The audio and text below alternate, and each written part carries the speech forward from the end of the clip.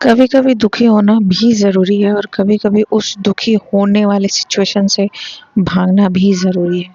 Hello जी, good morning everyone. और जी यहाँ पर सुबह हो गई थी, नाश्ता पानी हो चुका था, खाना भी बन चुका था और हम थोड़ा बहुत जो भी था खा चुके थे। तो यहाँ पे ये हो रहा था, आज हमें स्कूटी बनवाना था और कुछ सब्जी वगैरह लाना था और फिर कचरा फेंकने भी जाना था, काफ़ी टाइम हो गया था। और मेरे चेहरे पे बाल निकलते हैं, पता नहीं क्यों, पर मेरे मूंछें पहले निकलती थी, थोड़े थोड़े ही बाल होते थे। पर शादी के बाद से मेरी मूंछें और पता नहीं क्यों मेरी दाढ़ी भी निकलने लगी है। ज़्यादा नहीं, थोड़े थोड़े ही होता था, पर अब होने लगा है। तो मैंने आपको दिखाया था पहले भी, मेरे हस्बैंड ने ये बॉम्बे का मुझे 5 in 1 खरीद करके दिया था एज अ गिफ्ट। तो उसी से मैं इसको रिमूव कर रही थी और बहुत ही अच्छा है। फिर मैं यहाँ तैयार हो गई थी और मैंने ये जैकेट पहन रखा था, येलो वाला। ये मैंने शादी से पहले खरीदा था, बहुत ज़्यादा ठंडी पड़ती थी, तो अब तो यहाँ खैर इतनी ठंडी पड़ती नहीं है। और हम जा रहे थे तो चीकू के सोने का समय था, ये लगभग 2 या 3 बज रहा होगा, तो चीकू अपना सो रही थी रजाई में घुस करके, उसको भी ठंड लगती है। फिर मैं यहाँ पे अपना, मेरे फ़ोन में फीचर है ड्यूअल कैमरा, तो मैंने सोचा लो भाई इसको ही यूज़ करते हैं आज।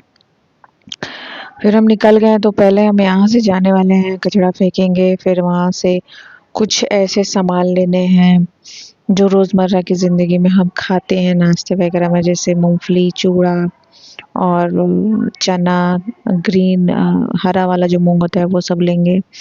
और क्या है कि ना, हर कोई मतलब कैमरा फ्रेंडली नहीं होता है, इसलिए हम हर जगह नहीं रिकॉर्ड करते हैं।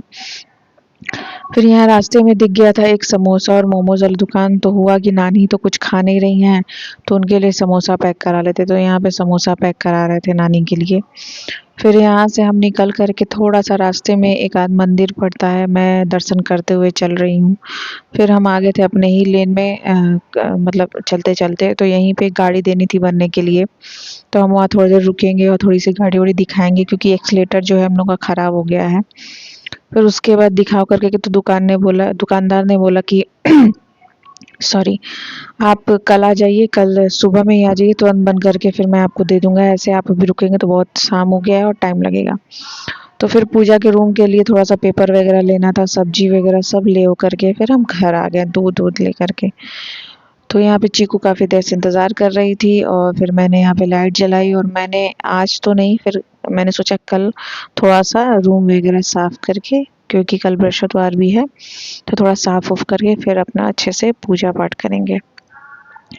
फिर मैंने यहाँ पे थोड़ा सा प्रसाद निकाला और कैमरा को थोड़ा टिकाया और चीकू को दिया, और इतने चाव से खाती है, प्रसाद भी खाती है, हमारा खाना भी खाती है। मुझे ऐसा लगता है कि भगवान आपके पास किसी को इसीलिए भेजता है, चाहे वो इंसान हो चाहे जानवर हो, उसका कुछ कर्ज या प्यार या कुछ ना कुछ रह जाता है जिसको पूरा करना रहता है बाकी।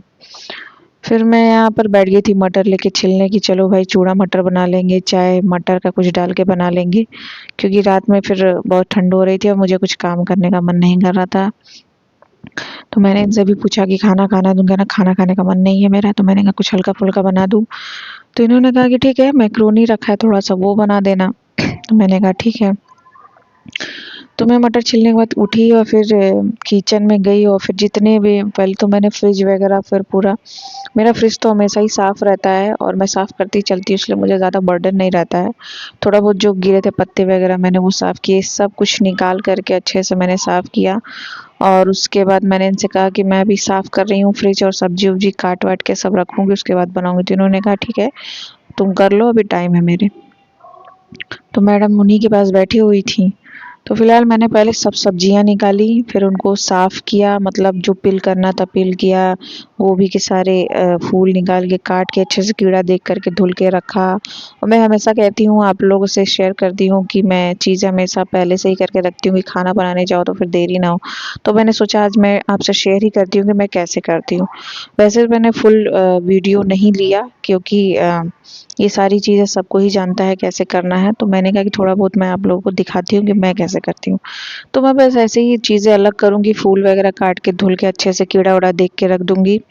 और ब्रोकली में भी कीड़ा होता है, अगर कोई ये नहीं जानता है तो मैं बता दूँ, और उसको अच्छे से देख करके ही यूज़ किए कीजिएगा।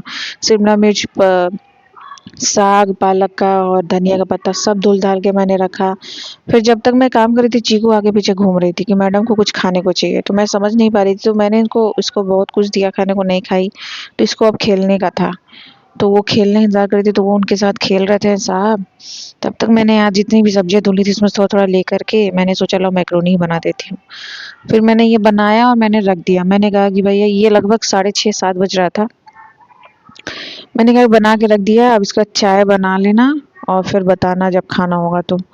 फिर उसके बाद मैं चली आई थी कमरे में और अपना कुछ देर किताब पढ़ा मैंने। 2-4 किताबें जब मैंने बुक वो लगा था फेयर तो मैंने लिया था और मैं इसको एंजॉय करूँगी। फिर टीवी देख रही थी, वो भी एंजॉय करूँगी और फिर उसके बाद मुझे नींद आएगी तो मैं खा पी करके सोऊंगी।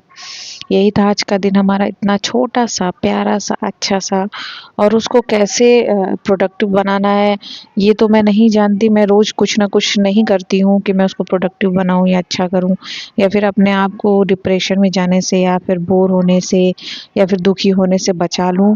पर कोशिश यही रहती है कि कुछ ना कुछ ऐसा करूँ जिससे मुझे बोरियत ना हो, अकेलापन ना लगे, खालीपन ना लगे या मैं दुखी ना हूँ।